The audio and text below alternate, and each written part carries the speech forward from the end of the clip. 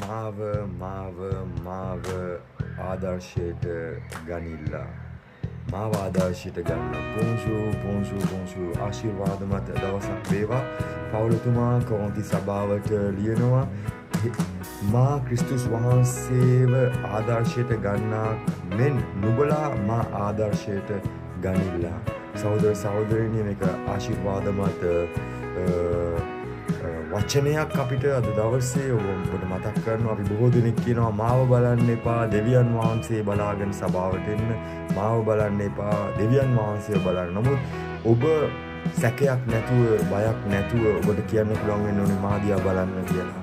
මා දිහා බලන්න. පවුලතුමා නිර්භීතව සැකයක් නැතුව ප්‍රකාශ කරනවා මාව බලන්න. මම ක්‍රිස්තුස් වහන්සේව ආදර්ශයට ගන්නාක් මෙන්, මම ක්‍රිස්තුස් වහන්සේ අනුව යන්නක් මෙන්, වචනයට කීකරු වෙලා උන්වහන්සේ වචනය සම්පූර්ණ කරන්නක් මෙන් මාව ආදර්ශයට ගන්න. ඔබට කියන්න පුළුවන් වෙන්න ඕනේ ඔබව ආදර්ශයට ගන්න කියලා. ඔබ අනුව යන මිනිස්සු පිරිසක් වෙන්න ඕනේ. ඔබ සොයන මිනිස්සු වෙන්න ඕනේ. අනේ අරයා දිහා බලන්න කොච්චර දෙවියන් වහන්සේට ආදරෙන් ගමන යනවාද. මාව ආදර්ශයට ගන්න. ඔබට කියන්න පුළුවන් වෙන්න ඕනේ මාව ආදර්ශයට ගන්න.